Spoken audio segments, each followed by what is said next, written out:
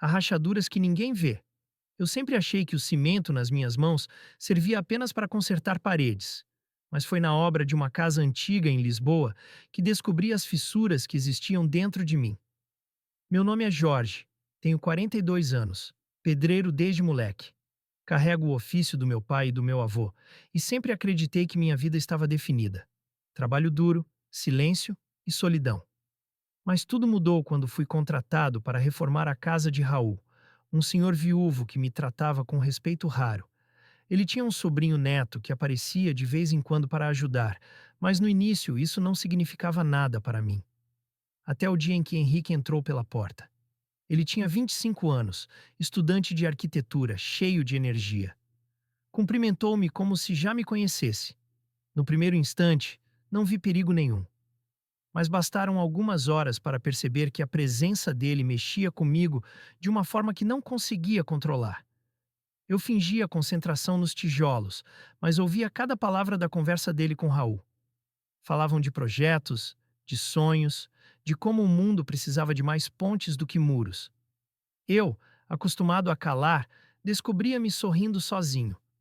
Numa manhã, Henrique pediu ajuda para medir uma abertura no corredor. Quando segurei a trena, nossos braços se encostaram. Foi rápido, mas deixou em mim um incômodo que eu não queria admitir. Ele percebeu. Você trabalha com isso desde sempre? Perguntou. Respondi com firmeza, tentando encerrar o assunto, mas o olhar dele me atravessou. Era como se dissesse: eu sei que você sente algo. No sábado seguinte, Raul insistiu para que eu almoçasse com eles. Aceitei. Henrique falava sem parar, cheio de histórias da faculdade, enquanto eu, que sempre comia em silêncio, me vi rindo alto. Foi nesse riso que percebi. Eu estava em perigo. Um perigo que não vinha de fora, mas de dentro. Com o tempo, a rotina se repetia. Eu chegava cedo, Raul me oferecia café e Henrique aparecia de surpresa. Ele não precisava estar lá, mas sempre arranjava motivo. Um dia trouxe pão, noutro plantas para o jardim, noutro apenas vontade de conversar. Eu fingia indiferença, mas minha atenção se perdia em cada gesto dele. O silêncio entre nós deixava de ser vazio e virava diálogo escondido. Foi numa quinta-feira que senti a primeira quebra. Eu estava consertando um cano quando Henrique entrou no banheiro com 2 copos de suco. Você tá suando, Jorge. Bebe um pouco. Peguei o copo sem olhar direito. Ele encostou-se na porta e comentou. Hoje cedo o jardineiro elogiou o muro. Disse que o pedreiro também parecia interessante. Meu coração disparou. Ele riu, mas os olhos buscavam a minha reação. Naquela noite, deitei sem dormir. A palavra interessante rodava na minha cabeça como uma marreta. Por que eu me importava? Por que parecia que estava disputando um olhar que nem sabia se era meu? Aos 42 anos, nunca tinha me sentido tão exposto. Dias depois aconteceu algo que me desmontou de vez. Raul saiu cedo e fiquei sozinho com Henrique. O trabalho corria em silêncio, até que ele se aproximou, devagar. Posso fazer uma coisa? Perguntou. Antes que eu respondesse, encostou a testa na minha. Nada além disso. Mas aquele gesto simples quebrou os muros que eu levei uma vida inteira construindo. Só queria saber se ainda dá tempo, sussurrou. Eu não respondi. Fiquei imóvel, sentindo o coração bater na garganta. Quando ele se afastou, deixou um vazio tão grande que parecia que a casa inteira tinha desabado. Passei o resto do dia em transe, e à noite compreendi o que tentava negar. Eu gostava dele. No entanto, junto com essa revelação veio o medo. O que diriam meus irmãos, meus vizinhos, os colegas de obra? Eu já era visto como o solteirão calado. E se descobrissem que meu silêncio escondia algo que nunca aceitei, nem em mim mesmo? Na segunda-feira, Raul percebeu minha inquietação. O coração não pergunta a idade, Jorge, disse. E se a gente endurece demais por dentro, acaba rachando. Fiquei calado, mas a frase me perseguiu. Talvez ele tivesse razão. Talvez eu estivesse rachando. E foi nesse ponto que o destino empurrou a situação para além do meu controle. Henrique apareceu no portão numa moto sem avisar. Desceu, sorriu e disse: Vim porque senti saudade. Eu não soube o que responder. Só percebi que, a partir daquele instante, já não havia como voltar atrás. Amar em silêncio pode ser suportável. O que destrói é quando o silêncio deixa de proteger e vira arma contra nós. As semanas seguintes foram um turbilhão. Henrique aparecia quase todos os dias, sempre com alguma desculpa. Raul fingia não perceber ou talvez entendesse mais do que mostrava. Eu, que nunca fui de demonstrar nada, passava a vida inteira em alerta. Cada olhar, cada gesto, cada palavra podia me denunciar. Foi numa tarde de sexta-feira que tudo desmoronou. Estávamos no quintal, conversando baixinho, quando Henrique segurou minha mão. Não aguento mais fingir que não sinto nada, disse. Eu deveria ter recuado, mas não consegui. Apenas deixei que os dedos dele se entrelaçassem nos meus. O problema é que não estávamos sozinhos. A vizinha, conhecida por espalhar boatos, apareceu no portão. Seus olhos fixaram em nossas mãos antes que tivéssemos tempo de soltar. Naquela noite, o bairro inteiro já murmurava. Na padaria, ouvi alguém cochichar. Aquele pedreiro. Na obra seguinte, dois colegas fizeram piada, perguntando se eu estava recebendo mais que cimento. Engoli calado, mas o sangue queimava.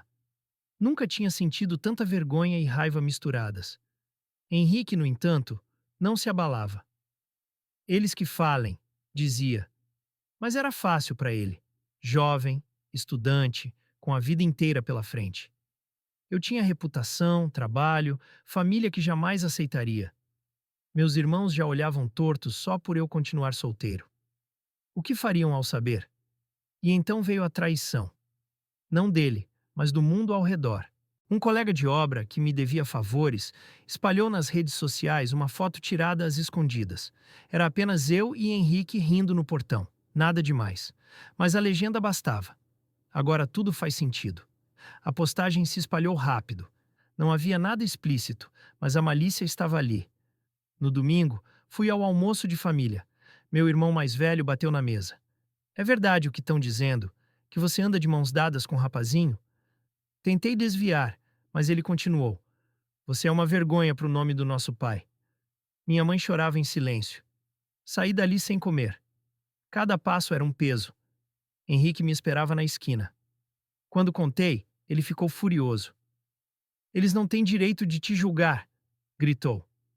Mas eu já não tinha forças. A sensação era de que minha vida inteira ruía. Pedi que ele fosse embora, que esquecesse de mim. Ele tentou segurar meu braço, mas eu me soltei. Eu não posso, Henrique. Eu não consigo. Nos dias seguintes, mergulhei no trabalho. Evitava Raul, evitava Henrique, evitava a mim mesmo.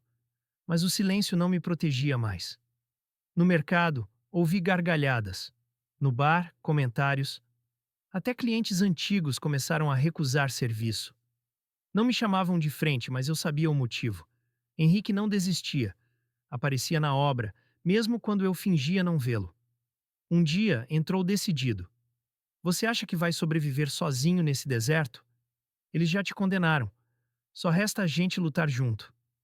Suas palavras me atingiram como marteladas. Parte de mim queria acreditar, mas a outra parte só via muros se fechando. Raul, que até então observava em silêncio, finalmente falou. Jorge, você tem dois caminhos. Se esconder até não sobrar nada de você ou enfrentar a vida com quem te estende a mão. Eu não respondi, mas aquela noite foi a primeira em que chorei até adormecer. O pior ainda estava por vir. Um primo distante, ressentido por disputas de herança, aproveitou a situação para me humilhar. Mandou mensagem para meus irmãos, dizendo que me viu beijando o garoto na rua. Era mentira, mas o estrago estava feito. Minha família decidiu se afastar de mim de vez. Henrique apareceu no dia seguinte. Eles não te merecem. Você tem a mim. Eu queria acreditar, mas algo me corroía. E se ele também desistisse? E se fosse só fogo de juventude? Eu tinha medo de me entregar para depois ser deixado sozinho, com mais marcas do que já carregava. Foi nessa mistura de medo, vergonha e desejo que cometi o erro fatal. Afastei-o de novo. Disse coisas cruéis, que não acreditava. Vai viver tua vida, Henrique. Eu sou velho demais, acabado demais. Você vai me odiar se ficar. Ele ficou em silêncio, os olhos marejados, e então se virou sem dizer nada. Naquele instante percebi. Eu não tinha apenas perdido a coragem. Eu tinha perdido a única pessoa que enxergava as rachaduras dentro de mim sem medo de tocá-las. O silêncio pode até proteger por um tempo, mas quando se prolonga, vira prisão. Os dias sem Henrique pareciam intermináveis. No trabalho, os colegas já não disfarçavam. As piadas se tornaram constantes, até mesmo na frente do mestre de obras. Raul tentava intervir, mas sua autoridade tinha limites. A cada gargalhada, a cada olhar enviesado, eu sentia um tijolo se soltar dentro de mim. Em casa, o peso era ainda maior. Minha mãe não me atendia mais. Meus irmãos me bloquearam das conversas de família. O vazio crescia, e com ele, a sensação de que eu estava condenado a viver à margem. Passei a evitar o bairro, a trocar de caminho para não ouvir comentários. Mas não havia fuga. Até os muros pareciam sussurrar contra mim. Certa noite, encontrei Henrique na rua, por acaso. Ele parecia mais firme, quase desafiador. Você vai continuar fugindo até quando? Perguntou. Tentei desviar, mas ele bloqueou minha passagem. Eu não tenho medo deles. O medo é todo seu. Essas palavras me cortaram fundo. Ele tinha razão. Eu era prisioneiro de uma coragem que nunca tive. Mas eu não consegui responder. Apenas caminhei rápido, deixando-o para trás. Quando cheguei em casa, desmoronei. Chorei até não restar nada.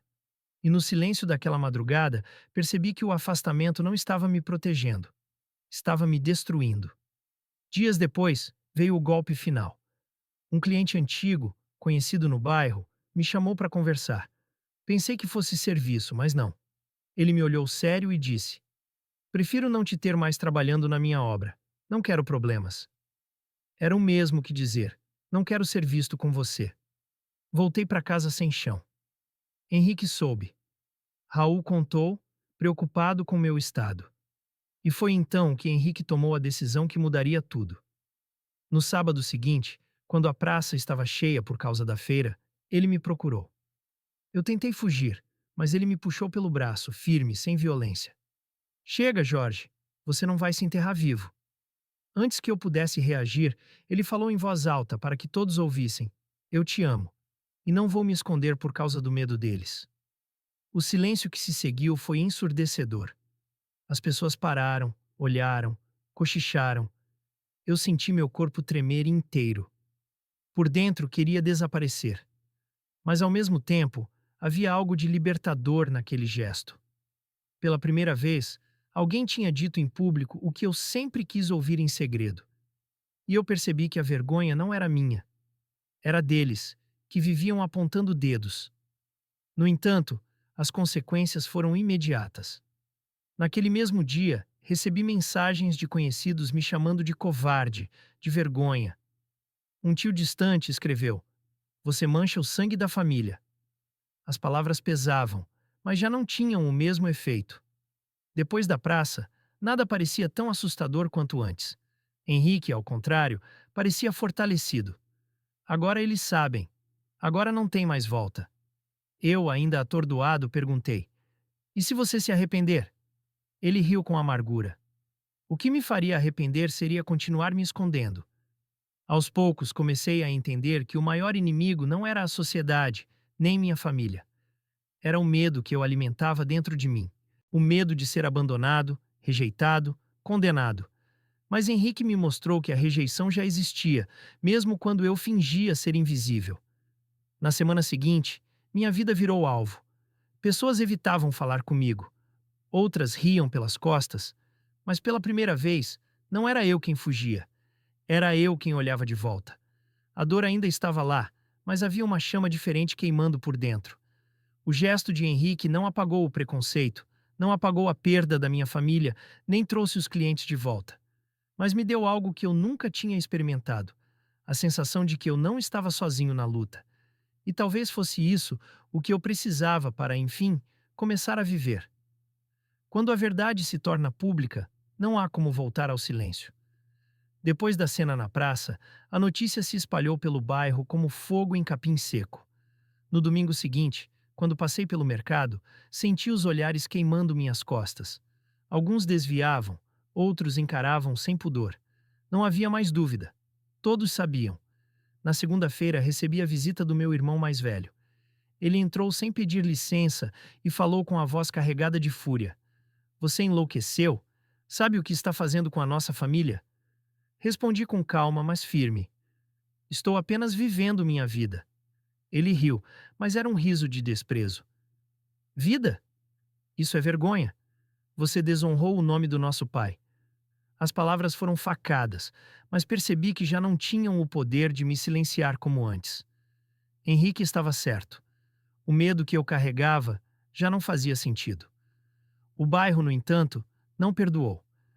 Pintei um muro e no dia seguinte encontrava insultos escritos em spray. Aberração. Vergonha. Raul, sempre paciente, dizia que eu não deveria dar atenção, mas era impossível ignorar. O preconceito tinha agora forma concreta. Henrique, ao contrário, parecia ganhar mais força a cada ataque. Ele me ligava todos os dias, insistia em me ver, fazia questão de aparecer ao meu lado em público. Eu tremia de medo, mas não conseguia afastá-lo. Parte de mim admirava a coragem dele, outra parte ainda temia as consequências. A situação chegou ao limite quando fui à casa da minha mãe. Eu esperava uma chance de reconciliação, mas diante da porta, ela me disse apenas: Não tenho mais filho. A porta fechou devagar, mas o som foi ensurdecedor. Saí dali como se tivesse perdido o chão. Caminhei até a obra de Raul, sentei no degrau e fiquei imóvel. Raul, percebendo minha dor, sentou ao meu lado. Filho, quando um coração se fecha, não é você quem perde, é quem recusa amar. Essas palavras me acompanharam nos dias seguintes. Nessa mesma semana, Henrique fez algo inesperado. Foi até a universidade e, diante da turma inteira, falou sobre mim. Disse que estava apaixonado por um pedreiro, um homem mais velho, e que não se envergonhava disso. Contaram-me depois, porque a notícia chegou até mim como sempre, pela boca dos outros. Mas dessa vez, não era insulto. Alguns colegas dele até me procuraram para dizer que admiravam a coragem. O contraste era claro. Enquanto o bairro me virava as costas, fora dali surgiam apoios inesperados. Mensagens de desconhecidos chegavam nas redes sociais. Gente que também sofria, gente que dizia ter encontrado força na nossa história. Pela primeira vez, percebi que minha dor tinha um sentido maior. Mas o clímax ainda estava por vir. Numa noite de sexta-feira, quando eu voltava para casa, um grupo de rapazes me esperava na esquina. Um deles gritou: Aqui não é lugar para gente como você. O medo congelou minhas pernas, mas antes que qualquer coisa acontecesse, Henrique apareceu de moto. Parou no meio da rua, encarou-os e disse: Se o problema é com ele, então é comigo também. Os rapazes hesitaram, resmungaram e se dispersaram. Eu, em choque, só consegui dizer: Você podia ter se machucado. Henrique respondeu: Machucado eu já estava de ver você sofrer calado. Naquele instante, percebi que não dava mais para fugir. Ou eu assumia minha vida de vez, ou seria esmagado pelo medo e pelo ódio. E foi nesse ponto que algo dentro de mim mudou. Pela primeira vez, olhei para Henrique e não vi apenas um jovem corajoso. Vi a chance de recomeçar. Vi que não precisava enfrentar sozinho. O bairro ainda me rejeitava, minha família ainda me negava, mas, dentro de mim, uma rachadura começava a se transformar em passagem. O medo já não era o mesmo, e a coragem, embora frágil, finalmente dava seus primeiros passos. O que parecia fim era apenas o início de uma vida possível. Depois daquela noite na esquina, decidi que não iria mais me esconder. A vergonha já não era minha. O ódio que me cercava não definia quem eu era. No sábado seguinte, fui novamente à praça. O coração acelerava, mas meus passos estavam firmes. Henrique estava ao meu lado. Não havia discurso preparado, apenas a decisão de não me calar mais. Um grupo de vizinhos se aproximou, alguns riam, outros me olhavam com desprezo. Antes que as primeiras ofensas fossem lançadas, eu falei em voz alta: Vocês podem me rejeitar, podem fechar portas, mas não podem apagar quem eu sou. O silêncio que se seguiu foi pesado. Ninguém esperava que eu falasse. Um dos rapazes que me insultava com frequência baixou os olhos e saiu. Outros cochicharam entre si, mas não tiveram coragem de responder. Pela primeira vez, não fui eu quem recuou. Os dias seguintes trouxeram mudanças lentas, mas reais. Alguns clientes, antes distantes, me procuraram novamente. Disseram que respeitavam minha honestidade no trabalho e que a vida pessoal não lhes dizia respeito. Não era apoio explícito, mas era o bastante para mostrar que nem todos pensavam igual. Minha família, porém, continuava irredutível. Durante semanas não tive notícias, até que um dia Raul me chamou de lado. Disse que minha mãe havia adoecido e que perguntara por mim. Fui até a casa dela sem saber o que esperar. Ao entrar, encontrei uma mulher fragilizada, mas ainda orgulhosa. Ela não chorou, não me abraçou. Apenas disse: "Eu não entendo a sua escolha, mas você continua sendo meu filho." Não era aceitação plena, mas era uma fresta. E naquele instante, percebi que, mesmo entre pedras, às vezes a vida encontra espaço para florescer. Henrique, por sua vez, recebeu ataques na universidade. Alguns colegas zombavam, professores evitavam se envolver, mas ele não recuou. Pelo contrário, apresentou um trabalho sobre discriminação e expôs a hipocrisia de muitos. Ganhou o respeito de quem tinha coragem de ouvir. As consequências para os que me atacaram também vieram, ainda que devagar. O grupo que me cercou na esquina acabou se envolvendo em uma briga entre eles mesmos. O líder, ironicamente, perdeu o emprego após ser denunciado por violência em outro contexto. O bairro comentou muito, e pela primeira vez, não fui eu o alvo. O tempo passou e a vida não ficou perfeita. Ainda havia olhares atravessados, ainda havia sussurros, mas eu já não os carregava como antes. Aprendi que cada palavra de ódio dizia mais sobre quem a pronunciava do que sobre mim.